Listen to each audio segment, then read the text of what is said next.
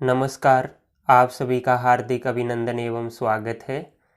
आज हम जनजाति एक परिचय अर्थात ट्राइब एंड इंट्रोडक्शन विषय पर चर्चा करेंगे। यह टॉपिक महाराजा गंगा सिंह विश्वविद्यालय बीकानेर के बीए भाग द्वितीय भूगोल के मानव भूगोल प्रश्न पत्र के लिए तैयार किया गया है। साथ ही यह भूगोल विषय से संबंधित विभिन्न प्रतियोगी परीक्षाओं की तैयारी करने वाले अभ्यर्थियों एवं एमए फाइनल ज्योग्राफी के विद्यार्थियों के लिए भी समान रूप से उपयोगी है।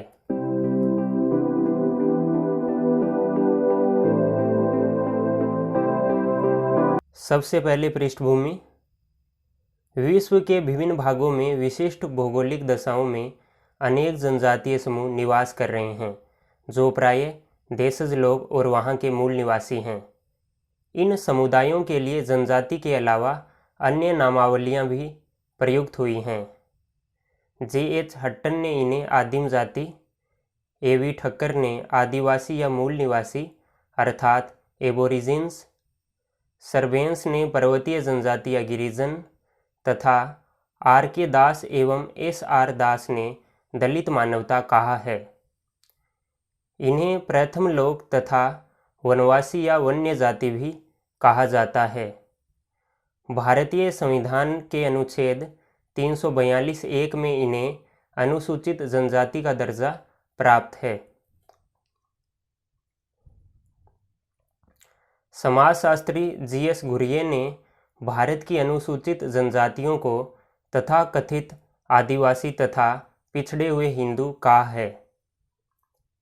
अपने कठोर पर्यावास में रहते हुए जनजातीय लोगों ने पर्यावरणीय अनुकूलन का अच्छा उदाहरण प्रस्तुत किया है तथा मानव पर्यावरण के आपसी संबंधों की सहजता एवं मित्रवता की मिसाल रहे हैं। अपने विशिष्ट परिवेश में ये लोग अपनी आदिम संस्कृति, समाज, जीवन शैली एवं अर्थव्यवस्था को अक्षुण्ण बनाए रखने हेतु सतत प्रयत्नशील हैं। हालांकि बाह्य जगत से संपर्क के कारण इनकी जीवन शैली में परिवर्तन आए हैं। जनजातियों का आवास, अर्थव्यवस्था एवं समाज। जहां एक और आधुनिक, विकसित एवं प्रौद्योगिकीय समाज ने आर्थिक विकास के रास्ते पर्यावरणीय चिंता को बढ़ाया है, वहीं दूसरी ओर जनजातीय लोगों का आवास, अर्थव्यवस्था एवं समाज सतत विकास की दृष्टि से सर्वोत्तम उदाहरण है। जनजातीय समूह अंटार्कटिका को छोड़कर शेष सभी महाद्वीपों में मिलते हैं, लेकिन अफ्रीका महाद्वीप में इनकी बहुलता एवं विविधता अधिक होने के कारण अफ्रीका को जनजातीय महाद्वीप भी कहा जाता है। मध्य अफ्रीका के कांगो बेसिन के पिग्मी विश्व में सर्वाधिक आदिमकालीन लोग माने जाते हैं, जिन्हें आदि मानव के सर्वाधिक निकट समझा जाता है। जनजातीय लोगों के आवास, जीविका, समाज एवं जीवन शैली का प्राकृतिक पर्यावरण के साथ प्रत्यक्ष एवं घनिष्ठ संबंध होता है।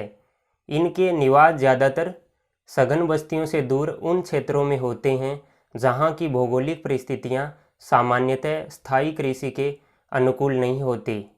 इस प्रकार ये विशिष्ट भौगोलिक इकाई में निवास करते हैं, जो प्रायः एकाकी तथा दुर्गम पर्वतीय, पहाड़ी या वनाच्छादित क्षेत्र होते हैं। कुछ जनजातीय समूह चलवासी होते हैं। अपने जीविकोपार्जन हेतु जनजातीय समुदाय प्रायः आदिम या अति प्रारंभिक आर्थिक क्रियाओं यथा संग्रहण, आखेट, पुराने ढंग से तालाबों में मछलियां पकड़ना, वनों से लकड़ियां काटना, चलवासी पशुचारण, स्थानांतरित कृषि अथवा प्रारंभिक स्थानबद्ध कृषि आदि में संलग्न हैं।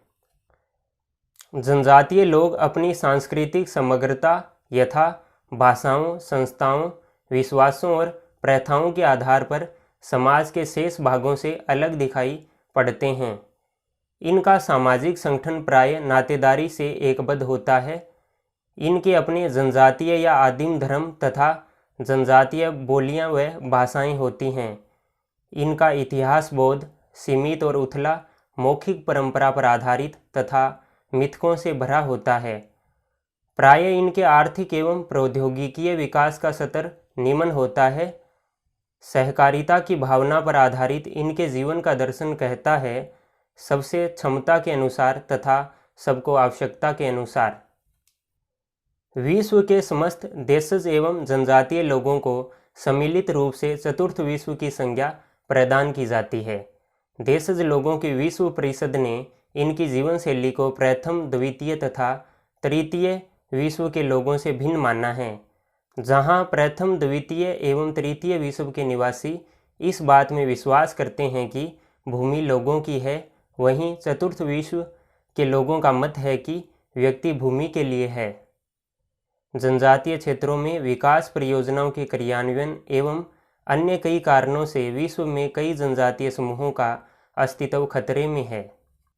अब भारतीय परिप्रेक्ष्य में जनजाति। भारत में जनजातियों के निर्धारण का आधार सांस्कृतिक विशेषीकरण और विभिन्न आवास हैं। जनजातियों की जड़ें इस देश में बहुत गहरी और पुरानी हैं। वे निश्चित रूप से यहाँ के पुरातनतम निवासियों में हैं। Doctor B.S. गुहा द्वारा प्रस्तुत भारत के मानव प्रजातियों के वर्गीकरण के अनुसार जनजातीय लोग निग्रिटो, प्रोटो ऑस्ट्रेलोइड या मंगोलोइड में से किसी एक प्रजाति से संबंध होते हैं। भारत में ऐसे लगभग 700 समुदाय हैं जिन्हें संविधान के प्रयोजनार्थ अनुसूचित जनजाति का दर्जा प्राप्त है। भारतीय संविधान के अनुच्छेद 366(25) के अनुसार अनुसूचित जनजाति से तात्पर्य उन जनजातियों या जनजातीय समुदायों अथवा उन जनजातियों या जनजातीय समुदायों के अंशों या समूहों से है जिन्हें अनुच्छेद 342 के अंतर्गत संविधान के प्रयोजनार्थ अनुसूचित जनजाति माना जाता है।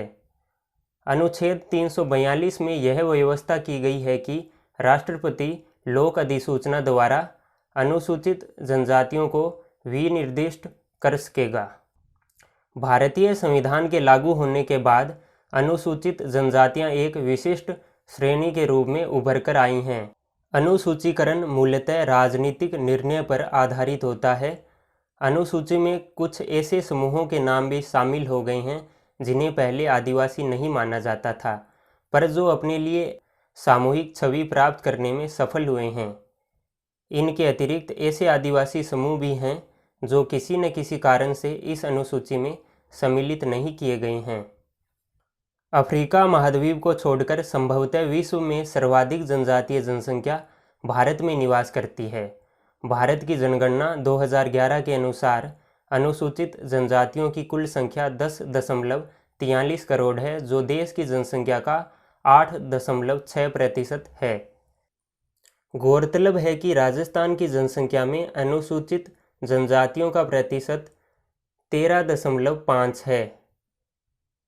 वैसे तो जनजातीय लोग देश के ज़्यादातर हिस्सों में फैले हुए हैं, लेकिन देश के मध्यवर्ती हिस्से एवं प्रायद्वीपीय पठारी भाग तथा पूर्वोत्तर में इनका बसाव अधिक मिलता है।